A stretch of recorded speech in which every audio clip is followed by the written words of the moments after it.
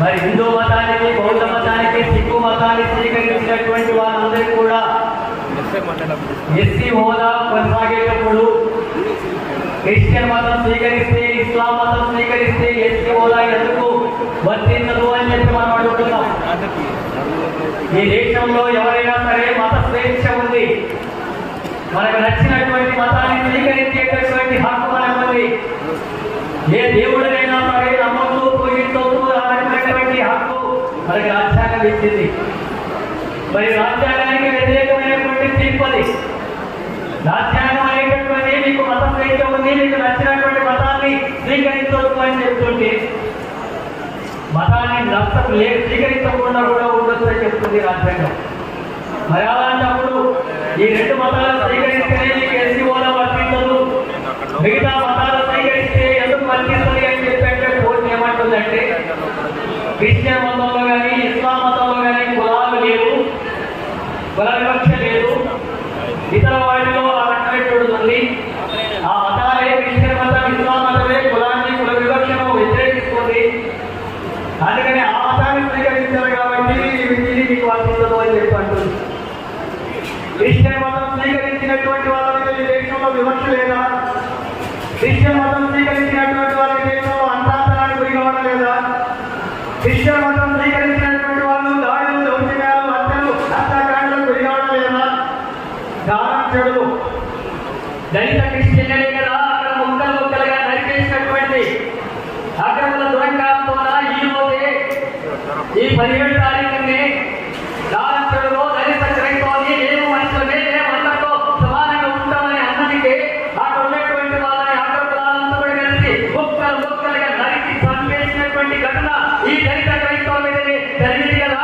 అది కులం పేదలే జరిగింది కదా, దళితులు కాబట్టి జరిగింది కదా, మాదిగలు కాబట్టి జరిగింది కదా. అది కోర్టు ఏమంటుంది? కోర్టుకి ఎందుకు కనబడాలి? కోర్టు ఎందుకు దాని గురించి పరిశీలించడం లేదు? కోర్టు ఎందుకు దాని గురించి పట్టించుకోవడం లేదు? సాక్షుడు అదే జరిగింది. చుట్టూరులో కూడా ఏం జరిగింది? చుట్టూరులో కూడా దళితులంతా కూడా ముక్కలుగా నరికేసడమే కాకుండా దళాలను కోసి తెచ్చేసి చెరువుల్లో పడేసి చంపేశారు కదా దళిత క్రైస్తవులని. దళిత క్రైస్తవుని అగ్రకుల దురంగాలతో, అహంకారంతో కదా చుట్టూరులో హత్య చేసింది. ఇక్కడ మన కర్నూలు దగ్గర వేంపేటలో ఏం జరిగింది? దళితులంతా కూడా సజీవ దహనం చేసి, దళిత క్రైస్తవుని సజీవ దహనం చేసి బూడిద చేసేశారు కదా. రావణుడిలో, గుంటూరులో, వేంపేటలో, మిగతా ఎక్కడ చూసినా దళితుల మీద, దళిత క్రైస్తవుల మీద దాడులు, దౌర్జన్యాలు, హత్యలు, హత్యాకాండలు కొనసాగుతుంటే మీరు ఎస్సీలు కాదు, ఎస్సీ అగ్రాంటి మీకు వర్తించదు, చట్టం వర్తించదు, రిజర్వేషన్ వర్తించదు అని చెప్పి చెప్తా ఉంది.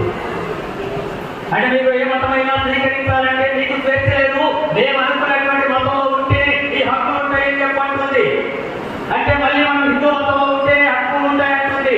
లేదా ఇతర మతంలో స్వీకరిస్తే మీకు రిజర్వేషన్ ఉండవు, మీకు చదువుకునే హక్కు ఉండదు, మీకు ఉద్యోగం చేసే హక్కు ఉండదు, మీరు ప్రజాప్రతినిధులుగా ఎన్నికయ్యేటటువంటి హక్కు ఉండదు. మీరు రెండవ పౌరులుగా ఉండాలంటుంది ఈ దేశం. మనం రెండవ పౌరులుగా ఉండాలని చెప్పంటుంది. మనందరికీ సమానమైనటువంటి హక్కులు ఉండవు అని చెప్పంటుంది. అలాంటి ఎజెండా ముందుకు తీసుకొచ్చేటట్టు భాగమే ఇలాంటి చట్టం తీసుకొస్తున్నటువంటి పరిస్థితి. మరి రాజ్యాంగానికి వ్యతిరేకంగా తీర్పు వచ్చినప్పుడు కేంద్ర ప్రభుత్వం ప్రశ్నించాలి కదా, కేంద్ర ప్రభుత్వం వెంటనే కోర్టుకు తెలియజేయాలి కదా, కేంద్ర ప్రభుత్వం చెప్పాలి కదా మీరు దళితులు, మీరు క్రిస్టియన్ మతం స్వీకరించినంత మాత్రాన వీళ్ళ మీద కుల వివక్ష, అంటాంతరం ఇవన్నీ కూడా కొనసాగుతున్నాయి, సామాజిక వివక్ష కొనసాగుతుంది. అందుకే అలాంటి తీర్పుకు వ్యతిరేకంగా కేంద్ర ప్రభుత్వం నోటీస్ ఇవ్వాలి కదా, రిపోర్ట్ ఇవ్వాలి కదా. ఇవ్వండి. కేంద్రంలో అధికారంలో ఉన్నటువంటి ప్రభుత్వం కూడా దళితుల మీద, గిరిజనుల మీద, అలాగే క్రిస్టియన్ల మీద, మైనార్టీల హక్కులకు వ్యతిరేకంగా ఉన్నటువంటి పద్ధతి కొనసాగుతుంది. అందుకే మనం సరైనటువంటి రిపోర్ట్ ఇవ్వలేదు కాబట్టి తీర్పు వ్యతిరేకంగా వచ్చింది. మరి తీర్పు వ్యతిరేకంగా ఉంటున్నప్పుడు ఒక కమిషన్ ఏర్పాటు చేశారు. జస్టిస్ కేజీ బాలకృష్ణ అని పేరుతో కమిషన్ ఏర్పాటు చేశారు.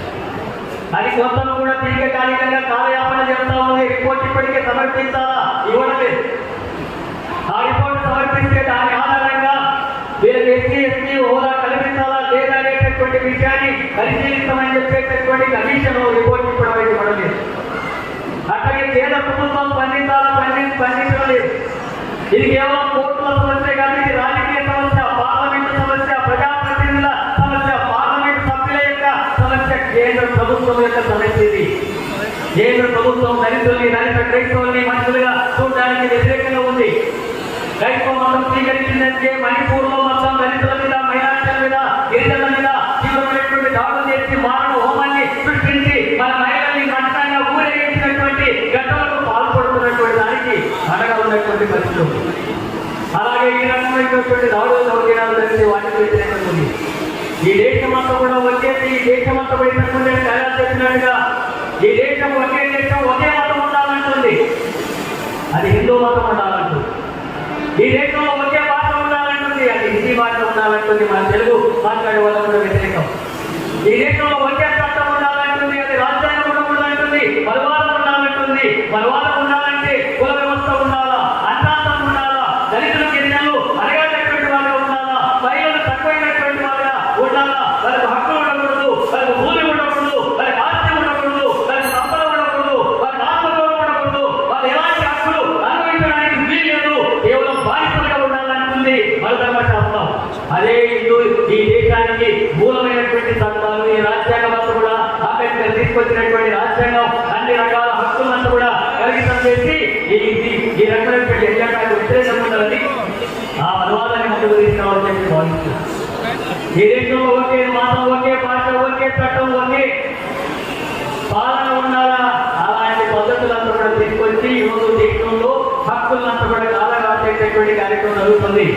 మతం అనేటటువంటి మన ఇష్టమైనటువంటి విషయం, మనకు మధ్య సొంత స్వేచ్ఛగా ఉన్నటువంటి విషయం.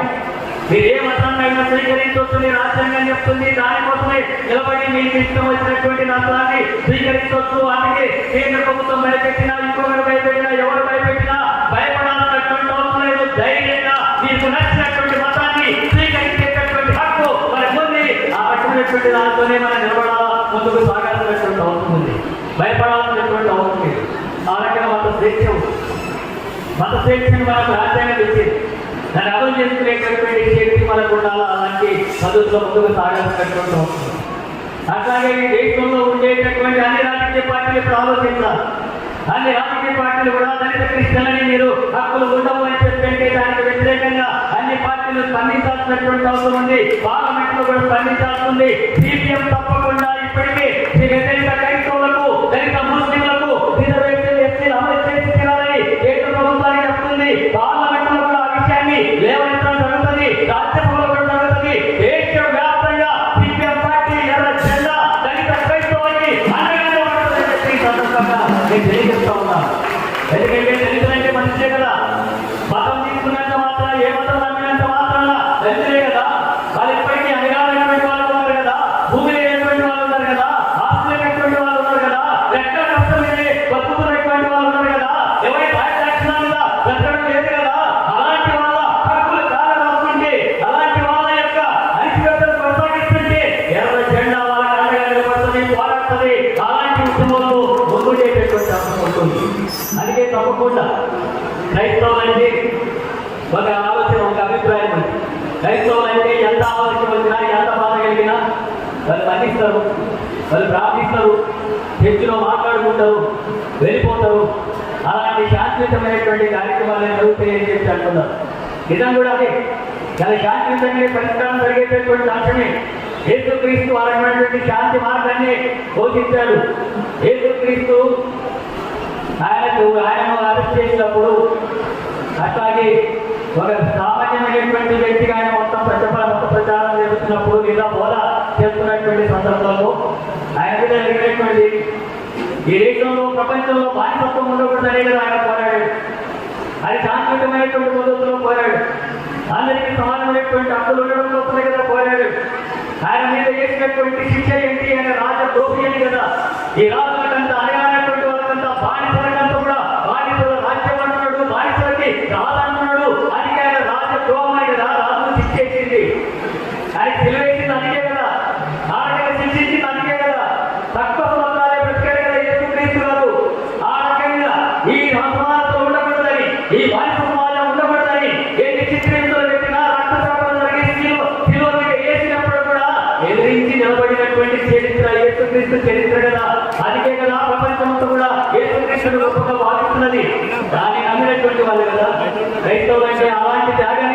చేసినటువంటి వాళ్ళు కదా, అందుకే భయపడాలా మనం? కేసులు అవుతాయంటే లేదా అన్ని చేస్తారంటే హక్కులు ఏమంటారంటే మతం మార్చుకోవాలంటే భయపడి ఇంట్లో కూర్చోవాలా? ఆ రకంగా కూర్చునేటటువంటి సమస్య లేదు. హక్కుల కోసం ఎంతకైనా సరే గట్టిగా ఐక్యంగా నిలబడి పోరాటం అనేటటువంటి నేర్చుకోవాలనుకుంటే భిక్ష వస్తే తప్ప హక్కులు రావు. మనకు భిక్ష కాదు కావాల్సింది హక్కులే రావాలా. ఈ భూమిలో పుట్టిన మనం, ఈ భూమి మనది, ఇక్కడ మూల వాడుతున్నాం, ఇక్కడ మనం వాడుతున్నాం. అన్ని రకాల హక్కులు పొందేటటువంటి హక్కు మనకు ఉంది. మన హక్కుని కాలరాస్తామంటే, మన భవిష్యత్తును దెబ్బతీస్తామంటే, మన పిల్లల భవిష్యత్తు దెబ్బతీస్తామంటే ఎంతకైనా సరే గట్టిగా నిలబడి తగ్గించండి పోరాడాల్సినటువంటి అవసరం ఉంది. అలాంటి పోరాటాల ద్వారా మాత్రమే హక్కులు సాధించబడతాయి. ఆ హక్కులు సాధించడం కోసం పోరాడండి అని చెప్పి డాక్టర్ బిఆర్ అంబేద్కర్ గారు చెప్పారు. అలాంటి వారసత్వాన్ని కొనసాగించాల్సినటువంటి అవసరం ఉంది. కమ్యూనిస్టులు ఎట్లాగో పోరాడతారు. మీరు రాకపోని మీ హక్కుల కోసం పోరాడుతుంది ఎర్రజెండా కమ్యూనిస్టు పార్టీ అని తెలియజేస్తున్నాను. మీరు రాకపోని ఇప్పటికే దేశవ్యాప్తంగా సిపిఎం పార్టీ అన్ని రాష్ట్రాల్లో దళిత క్రిస్టియన్లకంతా కూడా ఎస్టీ హోదా అమలు చేయాలని చెప్పి డిమాండ్ చేస్తుంది. ఇప్పుడు ఆదివాసులు కూడా ఇంకా ఇబ్బంది పెడుతున్నారు. వాళ్ళు కూడా అండగా నిలబడి పోరాడుతుంది. తెలంగాణ రాష్ట్రంలో పోరాడుతున్నాం. రేపు భవిష్యత్తులో కూడా ఈ పోరాటాన్ని సిపిఎం పార్టీ పోరాడుతుంది. ఎందుకంటే అది న్యాయమైనటువంటి సమస్య, అడగాలనేటువంటి తరగతుల సమస్య, ముఖ్యంగా సమాజంలో వేల సంవత్సరాలుగా అణచివేతకులైనటువంటి దళితుల సమస్య. ఆ న్యాయమైనటువంటి పోరాటానికి, సామాజిక న్యాయం పోరాటానికి సిపిఎం పార్టీ పూర్తిగా అండగా ఉంటుందని చెప్పి తెలియజేస్తూ, ముఖ్యంగా మన జిల్లాలో ఉమ్మడి మహబూబ్నగర్ జిల్లాలో ఉన్నటువంటి మొత్తం దళిత క్రైస్తవులంతా కూడా అనేక గ్రామాల్లో నాకు ప్రత్యేకంగా కూడా తెలుసు. అన్ని పేద కుటుంబాలు, అందరికీ ఇల్లు కూడా సరిగా లేనటువంటి వాళ్ళు, భూమి కూడా సరిగా లేనటువంటి వాళ్ళు, కనీసం ఎలాంటి ఆర్థిక స్తోమత లేనటువంటి వాళ్ళ కుటుంబాలుగా, ఇంటి వాళ్ళుగా, మట్టి వాళ్ళుగా, వలస పోయేటటువంటి వాళ్ళుగా, తిండి కూడా సరిగా దొరకనటువంటి వాళ్ళుగా దొరుకుతున్నటువంటి జనాభా అత్యధికం దళిత క్రైస్తవులుగా మారినటువంటి వాళ్ళు ఉన్నారు. అలాంటి వాళ్ళ హక్కుల కోసం నిలబడి పోరాడేటటువంటి ఈ జిల్లా వాసిగా మీ అందరి తరఫున తప్పకుండా గట్టిగా నిలబడి పోరాటానికి ముందుంటుంది. తెలంగాణ రాష్ట్రంలో సిపిఎం పార్టీ కూడా మీకు అండగా నిలబడేటటువంటి పోరాటాన్ని కొనసాగిస్తుందని చెప్పి తెలియజేస్తూ, ఈ అవకాశం ఇచ్చినందుకు ధన్యవాదాలు తెలియజేస్తూ ముగిస్తున్నాను.